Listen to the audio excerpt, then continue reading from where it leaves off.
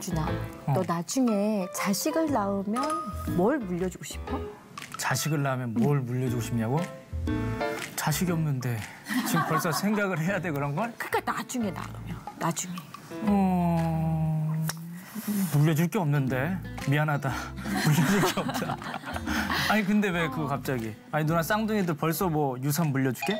아니 나도 물려줄 게 없어서 걱정이야. 왜냐면 아니 같이 다니는 어린이집 엄마가 자기 자식 이름으로 통장을 뭐 몇 개를 만들었다고 자랑하는 거야. 그럼 몇 개 만들기 쉽지 않나? 아니 쉽잖아. 돈이 얼마 있느냐가 사실은 중요하지. 그렇긴 하지. 아 그리고 실제로 어떤 부모는 자식 이름으로 벌써 아가 이름으로 땅도 사고 건물도 샀대. 야 대단하네. 뭐 사실 이 기사를 보면은 이렇게 걸음마 뛴 애기들한테 주식 넘겨줘가지고 주식 부자가 된 애기들이 엄청 많더라고. 너무 부러워. 너무 부럽지? 그런 부모를 만나고 싶었어. 어쩔 수가 없네. 누나 근데 지금 우리를 보면은 뭐니 해도 가장 좋은 유산이 있지 않아? 뭐? 믿음, 신앙, 그리고 누나의 동안 얼굴. 아멘. 이런 거 물려줄 게 있었구나. 있지, 난 없는 줄 당연히. 알고. 누나 그러지 말고 오늘도 우리를 정말 단련시켜 주실 그분을 모셔보고 누나의 이런 귀가 얇은 거를 단련시켜 보자고. 우리 목사님 크게 한번 불러보자. 목사님 단련시켜 주세요. 귀가 얇아요. 귀를 두껍게 해주세요. 아이고, 그래. 너무 힘들어요. 그런 고민 내가 들어봤는데 다 되지요. 네. 강준 씨도 아기가 이제 생길 거 아니에요? 네, 이제 생기려고 노력 많이 하고 있습니다. 아 부끄러워. 뭘 부끄러워요. 다 알고 있으면서. 저는 가끔 이런 생각하거든요. 내가 죽으면 내 묘비명을 뭐라고 쓸까? 그런 생각 한번 해보잖아요. 아니요. 해보세요.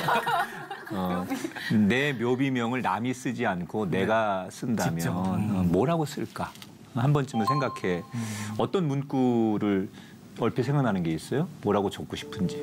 강준 씨. 저는 그냥 머릿속에 스치듯이 계속 떠오르는 생각이 항상 기뻐하라, 쉬지 말고 기도하라, 범사에 감사하라. 그런 성경 구절을 네. 쓰는 분도 있죠. 요게 항상. 성현 씨는 어떤 말 써주고 싶어요? 자기 제 묘비예요. 하나님이 엄청 사랑했던 권성현. 제가 써드릴게요. 엄청을 물결 표시한 2개로. 그러니까 아마 인생을 그 자신의 일생을 가장 압축하는 한 단어가 저는 묘비명이라고 생각해요. 그렇잖아요. 한 권의 책의 제목이 그 책의 주제인 것처럼 일생을 살아왔는데 그 일생을 딱 압축하는 한 단어가 전 마지막에 묘비명이라고 생각해요. 그래서 요즘은 자기가 자기의 묘비명을 미리 써놓고 죽는 사람들이 많아요. 옛날에 남이 썼잖아요. 그런데 자기가 이런 사람이었다는 것을 이렇게 얘기하는 사람이 많은데 제가 기억나는 묘비명이 몇 가지 있어요. 네. 영국의 극작가 버나드 쇼라고 하는 사람이 있어요. 버나드 쇼. 버나드 쇼 알죠. 이 사람이 굉장히 희극적인 사람이거든요. 네. 재밌는 사람인데 묘비명에다 뭐라고 썼냐 자기가 이렇게 써놓고 죽었어요. 우물쭈물하다가 이럴 줄 알았지. 어머, 센스 있다. 네, 버나드 쇼 같은 그런 재치 있는 묘비명을 썼고 그 어니스트 허밍웨이는 그의 비극적이고 허무한 인생을 자기 스스로 묘비명에다 뭐라고 묘사했느냐? 일어나지 못해서 미안하오. 그 좀 슬프죠. 그런 말을 썼고요. 우리 호모 헐버트 선교사, 고종 황제를 도왔던 우리 조선 시대 그 헐버트 선교사 묘비명에는 웨스터민스터 사원에 묻히기보다는 여기 한국에 묻히고 싶다. 이런 말을 남기고 그걸 묘비명에다 남겨놓고 죽었고요. 조선에 왔다가 9개월 만에 죽은 루비 캔드릭이라고 하는 선교사가 있어요. 이분이 여잔데 이런 말을 남기고 죽습니다. 나에게 1000개의 생명이 있다면 그 모든 생명을 조선을 위해 바치고 싶다. 그런 말을 남기고 죽은 또 선교사도 있고. 그러니까 우리가 언젠가 내 인생을 이렇게 함축할 수 있는 묘비명에다 각자 자기의 글을 하나 남기라고 하면 가장 멋있는 이야기를 하나씩 남기고 갔으면 참 좋을 것 같아요.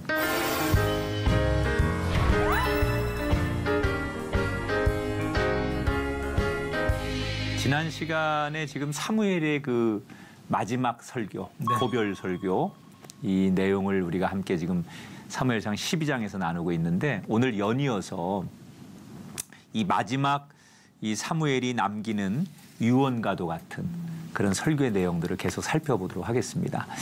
자, 이 사무엘이 지난 시간에 뭐라고 얘기했느냐? 난 당당했다. 네. 내가 정말 하나님 앞에 그리고 여러분들 앞에서 난 정말 열심히 당당하게 살아왔다. 그것을 하나님이 보증한다. 이렇게 사무엘이 자신의 인생을 당당하게 마지막에 고백했다고 얘기를 했어요. 그리고 오늘 이제 사무엘이 다시 이어서 14절에 보면 자신의 삶을 이렇게 회고합니다. 여호와를 경외하며 그를 섬기며 그의 목소리를 듣고 여호와의 명령을 거역하지 아니했다. 한번 따라합시다. 목소리를 듣고. 목소리를 듣고.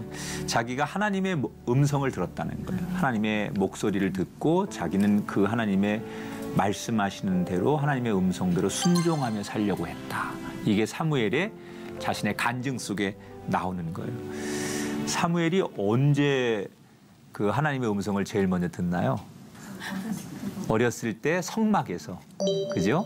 그 어머니가 그 서원을 해서 사무엘을 낳았잖아요.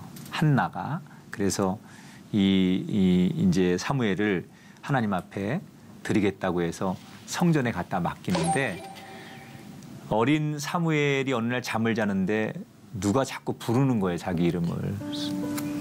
사무엘아, 사무엘아. 그래서 제사장이 부르는 줄 알고 달려갔는데 나 너 부른 적 없다. 그래서 또 왔다가 몇 번을 그렇게 하다가 나중에 자기를 부르는 그게 제사장의 음성이 아니라 하나님의 음성이라는 것을 알게 되죠.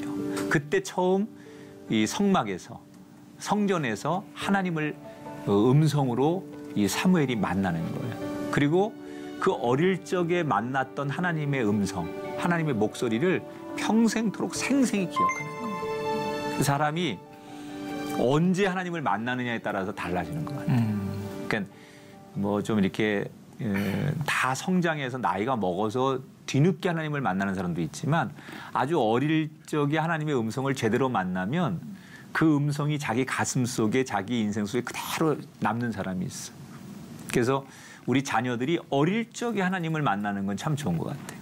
이 사무엘이 너무 어릴 적에 하나님의 음성을 만나고 평생을 살아가면서 그때 자기 이름을 불렀던 그리고 자기에게 말씀하셨던 그 음성을 생생하게 기억하면서 평생을 살았다고 말했어요.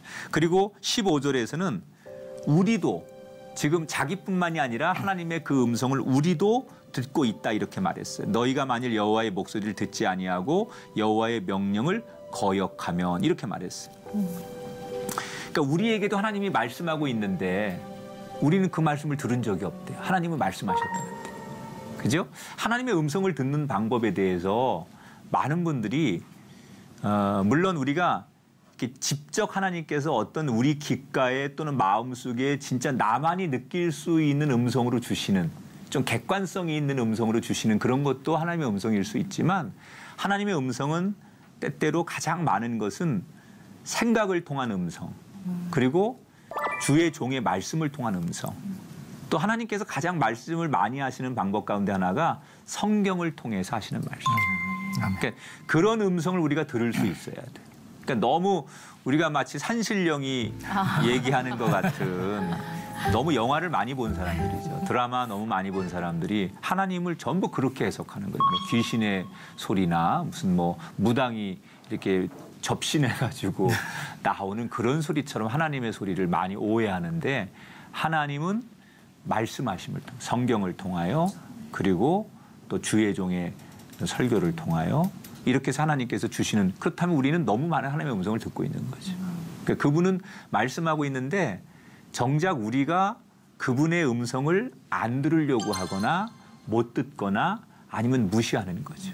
그래서 세미한 하나님의 음성을 들을 수 있는 우리의 마음과 심령과 우리의 귀를 우리가 가져야만 그분의 음성을 들을 수 있다. 이건 이제 사무엘의 얘기예요. 나만이 아니다. 하나님의 음성을 들은 건 나만이 아니라 너희 모든 백성들도 하나님의 말씀하심을 들었노라.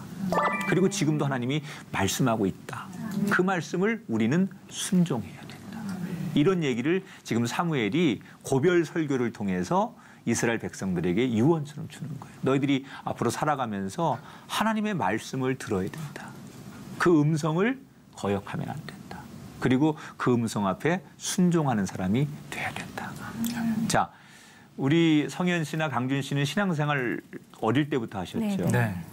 혹시 이게 좀 이렇게 주관적이긴 하지만 내가 체험한 하나님의 음성 또 내지는 은혜, 하나님이 나에게 그때 이렇게 역사하셨습니다. 말씀하셨습니다. 그런 포인트가 있는데 없다면 앞으로 있으면 되니까 너무 죄스러워하지 말고요. 언제 그런 게 있어요? 청소년 때라든지. 아니 저는 목사님께서 이렇게 정의를 어떻게 보면 제가 그동안 궁금했던 거를 방금 말씀해 주셨어요. 뭐냐면 사무엘처럼 사무엘아 이렇게 저한테 말씀하실 줄 알았어요. 그래서 나 왜 어렸을 때부터 왜 못 듣지 막 이랬거든요. 그런데 저한테 주시는 음성은 그런 마음을 주시는 것 같더라고요. 그렇죠. 네, 그래서 제가 예를 들면 다른 곳으로 가려고 해도 계속 그 마음이 끊이질 않아서 저를 이끄시는 것 같더라고요. 네. 그렇죠. 그런 마음이 하나님의 생각이고 음성이죠. 네. 하나님은 영이시니까.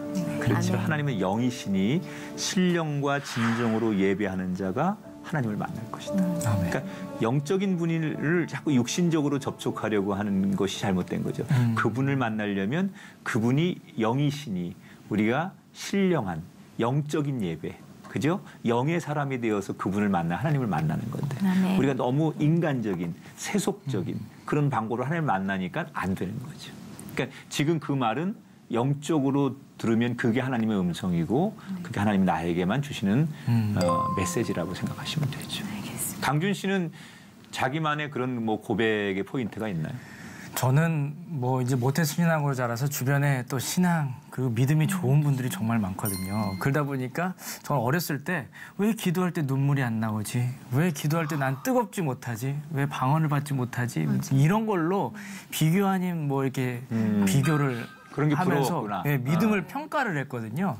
근데 어느 순간 이 기도하면서 단기 선교 때 기도하면서 하나님께서 크게 또 제 마음에 감동을 주셨던 기억이 아직까지도 있는데 그냥 그때는 방언이나 눈물을 기도했었는데 그것보다도 뜨겁게 저를 안아주셨던 그때 그 느낌들이 있어서 저는 그 느낌으로 또 하나님이 있다는 걸 알게 됐고 지금까지 또 버티면서 기도하고 있고 함께하고 있습니다. 그래요. 우리에게 사실 그 하나님의 말씀하심을 우리가 각각 정의해서 이때 하나님 나에게 이렇게 말씀하셨습니다. 그리고 이게 잘 훈련이 되면 오늘도 하나님이 나에게 이렇게 말씀하셨습니다. 그리고 또 순간순간 지금 내 삶 앞에 내 상황 앞에 하나님이 이렇게 말씀하셨습니다. 이런 것들이 정말 익숙해지면 우리가 언어도 훈련이잖아요. 우리가 랭귀지도 자꾸 하다 보면 늘잖아요. 어학 같은 것도. 그러듯이 하나님과 우리가 그런 대화, 하나님의 음성을 듣는 법 이런 것들이 훈련이 되면 순간순간마다 하나님 내게 말씀하시는 음성을 구분해낼 수 있다. 이게 사무엘의 어쩌면 이스라엘 백성들을 향한 고별의 유언과도 같은 설교지만 우리 현대 크리스찬들이 잘 들어야 될 지혜로운 말씀이 이 안에 있다고 생각해요.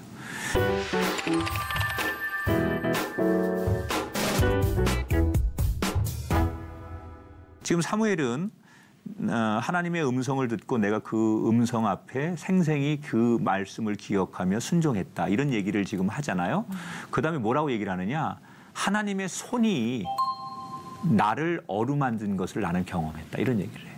자, 15절 말씀을 같이 읽어볼게요. 15절 같이 시작.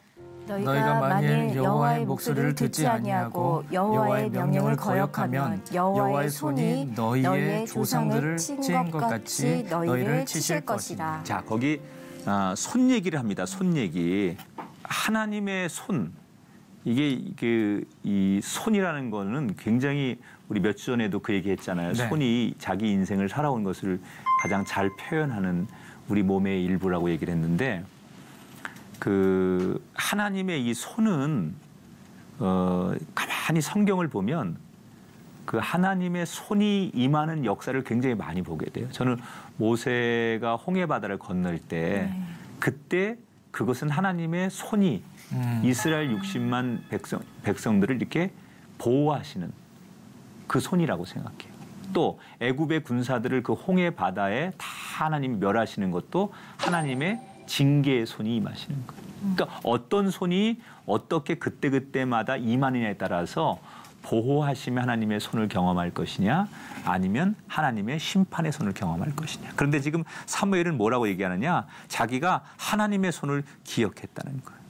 그러면서 이 자기 사무엘 때보다 더 믿음 좋은 믿음의 조상이 누가 있었을까요? 사무엘 시대에. 사무엘이 그 이스라엘 백성들에게 설교할 때 그 당시에 가장 많이 썼던 믿음의 자기보다 조상 얘기를 누굴 제일 많이 했을 것 같아요? 아브라함도 있었을 거고 가장 많이 한 사람이 모세 얘기예요. 모세. 그렇죠? 율법이라는 것은 모세 때 준 거잖아요, 하나님께서. 네. 그죠? 새로운 땅에 가서 너희들이 어떻게 살아야 되는지 하나님 주신 법이잖아요. 그걸 율법이라고 하는데 그 말씀을 붙들고 사는 사람들이 구약 사람들이고 이 사무엘 시대 이스라엘 백성들은 아무래도 그 말 율법을 가지고 사는 사람이니까 모세 얘기를 제일 많이 했을 거예요. 사무엘이 모세 때부터 지금 이 쭉 그 지금까지 지내온 역사를 회상하면서 뭐라고 얘기하느냐. 9절 10절에 이렇게 썼어요. 그들이 하나님 여호와를 잊은지라 여호와께서 그들을 시스라의 손과 블레셋 사람들의 손과 모압 왕의 손에 넘기셨더니 그들이 저희를 치매 백성이 여호와께 부르짖어 이르되 범죄하였나이다. 그러하오나 이제 우리를 원수들의 손에서 건져내소서. 그리하시면 우리가 주를 섬기겠나이다. 이게 무슨 얘기냐면요. 우리는 하나님의 그 은혜를 잊고 범죄해요. 그리고 다시 하나님 앞에 잘못했다고 부르짖어 의지했더니 하나님께서 도와주신다는 거예요. 자, 이게 여러분 역사 아니에요? 네. 이스라엘 사람들이 우상을 섬기든 하나님을 반역하든 죄를 져요. 그럼 하나님께서 반역하는 이스라엘 백성들에게 징계를 내리시잖아요. 그래서 이웃의 뭐 블레셋, 암몬 이런 나라를 통해서 이스라엘 사람들에게 징계를 주시는 거예요. 그럼 이스라엘 사람들이 또 하나님 앞에 잘못했습니다. 하나님 우리가 교만했습니다. 용서해 주세요. 그러면 하나님의 백성이니까 하나님께서 용서를 하는 거예요. 그래서 다시 또 좋은 세상을 주어 그래서 살다 보면 또 하나님 잊어버리는 거예요. 그래서 또 교만하고 하나님 대신에 우상을 섬기거나 또 뭐 자기들끼리 막 다투거나 하나님 말씀을 잊어버리고 사는 순간 하나님께서 또 다시 그들에게 깨달으라고 고난과 환난과 징계를 주세요. 자, 이런 역사가 모세 시대 때부터 지금 사무엘 시대까지 계속 반복된 거예요. 자, 그러면 이건 뭘 말하는 거냐? 지금까지 이스라엘 역사 속의 기적과 역경이라고 하는 것은 다 결국은 우리의 믿음과 관계가 있었다는 거예요. 그렇죠? 그러니까 그냥 내 믿음과 상관없이 기적이 일어나고 역경이 일어난 게 아니라 어느 때는 기적이 일어나고 어느 때는 역경이 나타날 때는 그것은 다 뭐냐? 결국 나의 믿음과 관계가 있었다는 거예요. 내가 믿음이 있었을 때는 하나님만 의지할 때는 하나님의 은총과 하나님의 보호하심과 하나님의 기적이 있었어요. 그런데 언제 역경이 오든가요? 내가 믿음 없이 살 때. 내가 하나님을 버렸을 때. 또는 하나님을 등 돌렸을 때. 그러니까 우리는 내 믿음과 상관없이 나에게 역경도 일어나고 뭐 그냥 그것이 사이클처럼 일어나는 거라고 생각하지만 모든 이 역사를 보면 역경이 일어나든 기적이 일어나든 그 속에는 반드시 내 믿음과 연관이 있다는 거예요. 우리 그걸 자꾸 잊어버려요. 그래서 우리가 어떤 어려운 일을 만날 때 가장 먼저 점검해야 되는 것은 내 믿음이 지금 어디에 있는가. 혹시 내가 진짜 교만해서 이스라엘 백성들처럼 하나님을 멀리하고 있지는 않은가. 그런 자기의 믿음을 점검하는 그런 것들이 우리에게 있어야 돼요. 그래서 우리는 되게 내 믿음의 이 관계가 역경과 또는 기적과 아무런 관계가 없다고 생각하는데 지금 이 역사를 보면 다 그게 내가 어떤 믿음을 가지고 있느냐에 따라서 나의 삶에 이런 일들이 일어난다는 거예요. 지금 사무엘은 왜 이런저런 이야기를 한 걸까요? 사무엘이 지금 아주 시시콜콜 여러 가지 이야기를 했어요. 마지막 고별 설교에. 그건 뭐냐? 하나님이 지금까지 우리를 도우셨다는 거예요. 아멘. 하나님이 지금까지 우리와 함께 하셨다는 거예요. 아멘. 내 역사를 내가 만드는 게 아니에요. 지금 사무엘이 하고 싶은 얘기는 내가 내 역사를 만드는 것이 아니라 하나님께서 이 모든 것을 함께 하셨기 때문에 여기까지 올 수 있었다. 이것을 사무엘은 이야기하고 싶었던 거예요. 우리는 이런 하나님의 은혜를 기억하는 걸 되게 중요하지 않게 생각해요. 여러분 생각해 보세요. 저는 가정에서도요. 가정교육을 잘 시킨다는 건 뭐냐면 부모님의 희생을, 부모님의 사랑을 자녀가 기억하는 거예요. 그게 올바른 자녀예요. 요즘은 이렇게 우리가 국가 기념일 같은 거 많이 있잖아요. 뭐 6.25라든지 3.1절, 광복절 이런 날을 그냥 사람들은 노는 날, 공휴일 이렇게 생각하잖아요. 근데 사실은 올바로 기억하는 게 대단히 중요한 거거든요. 이게 왜 우리에게 이게 태극기를 달아야 되며 우리가 이 날을 어떻게 기억해야 되는지 이걸 기억하라고 이런 날을 주는 건데 그것이 기억되는 날이 아니라 기억 없이 지내는 날이 돼버렸어요. 그러니까 안타까운 게 성탄절도 아이들에게 예수님이 오신 날이 아니라 산타클로스의 날이라고 생각합니다. 선물 받는 날. 그렇죠. 선물 받는 날이라고 생각하거나 그냥 나가서 외박하는 날, 뭐 합법적으로 노는 날, 뭐 이런 날로 전부 생각하는 거죠. 잘못된 기억을 하는 거예요. 지금 사무엘이 강조하고 싶은 얘기가 그거예요. 지금까지 도우신 하나님, 하나님이 손을 통하여 음성을 통하여 또 하나님이 내 삶을 보증하셨던 여러 가지 그 사건들을 통해서 하나님을 잊지 말자는 거예요. 그것이 우리가 살아가면서 제일 중요한 가치라는 거예요. 근데 우리는 때때로 너무 중요한 걸 잊어요. 교회 가보면 참 교회에도 잊을 수 없는, 잊으면 안 되는 교인들이 있어요. 늘 새벽 제단을 지키시는 분들. 새벽마다 누군가를 위해 눈물로 기도하는 그분들. 다른 사람들은 다 자고 있을 때. 또 정말 누군가는 그 더운 여름에도 나와서 교회를 청소하는 분들. 응? 이런 분들. 누군가는 그 정말 외면받고 사람들의 발에 밟혀지는 그 전도지를 나누어 주기 위해서 지금도 땀을 흘리면서 나가서 전도지를 나누어 주는 전도자들. 사실 이런 사람들의 이런 은혜를 우리가 기억해야 되거든요. 그런 훈련을 자꾸 해야만 우리가 하나님의 사람으로서 벗어나지 않을 수 있다. 지금 사무엘이 그걸 얘기하는 거예요. 쭉 자기가 살아온 인생을 회고하고 나서 하나님의 은혜를 잊지 말자. 그러면서 마지막 그가 주었던 큰 울림이 뭐냐? 24절이에요. 자, 같이 한번 읽어볼게요. 너희는 여호와께서 너희를 위하여 행하신 그 크신 일을 생각하여 오직 그를 경외하며 너희의 마음을 다하여 진실이 섬기라. 진실이 섬겨라. 네. 진실이. 하나님께서 우리에게 한 일을 다 기억하고 잊지 말고 그분을 진실이 섬겨라. 이렇게 정말 자신의 인생의 마지막을 정말 유언을 멋있게 하고 그리고 세상을 떠난 사람이 사무엘이에요. 요 지금 그 12장에 나오는 사무엘의 마지막 설교, 마지막 연설이 어떻게 보면 되게 고리타분한 얘기일 수 있어요. 아이 뭐 돌아가시는 분이 그냥 젊은이 앞에 놓고서 자식들 놓고서 별 얘기 다 하는 나이 많은 부모님이 자식들 걱정하듯이 뭐 이런저런 잔소리하는 것처럼 들릴 수 있지만 우리들에게 굉장히 중요한 저는 요즘 많은 교인들이 이 사무엘상 12장의 사무엘의 유언의 설교를 많이 저는 읽어야 된다고 생각해요.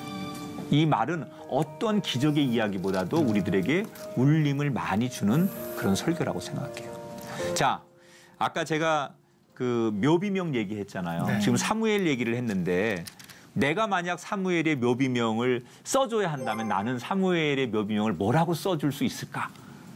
저는 하나님을 엄청 경외하고 순종한 사무엘이었다. 멋있는 이렇게. 얘기. 예. 강준 씨는? 하나님을 따라 산 사람. 하나님을 따라 산 사람. 네. 멋있는 얘기. 나는 사무엘의 묘비명을 만약에 써준다면 영원한 것을 바라보는 사람. 이렇게 써주고 싶어요. 사무엘은 정말로 마지막까지 소망이 있었던 사람. 사실 사무엘은 굉장히 그 당시에 존경받는 위치에 있었던 사람이에요. 그리고 기도한 대로 평생 응답받았던 사람이에요. 그러나 그는 자신의 지위와 능력을 과신하지 않았어요. 끝까지 모든 것은 하나님께로부터 왔습니다. 아멘. 이런 겸손함으로 후세들에게 엄청난 유산을 남겨준 거예요. 사무엘이 자기만 잘 살다가 갔다면 사무엘은 위대하지 않았을 거예요. 그런데 자기가 살아온 자신의 가치를 그 후손들에게 나눠주려고. 그래서 오늘 그렇게 아주 구구절절 정말 애끓는 심정으로 이 유언과도 같은 설교를 줬어요. 우리가 부모로서 또 우리의 믿음의 후손들에게 뭔가를 남겨줘야 된다면 예배당 하나 남겨주는 사람 아니라 이 사무엘처럼 정말로 예수 잘 믿는 것이 얼마나 귀한 일인가를 알려줄 수 있는 그런 사람으로 우리의 인생도 사무엘처럼 마감되었으면 좋겠습니다. 자, 오늘은 곤란한 질문 안 하겠습니다. 감사합니다. 여운을 가지고 여기서 인사를 할게요. 다음 시간에 다시 만날게요. 여러분 고맙습니다. 네. 감사합니다.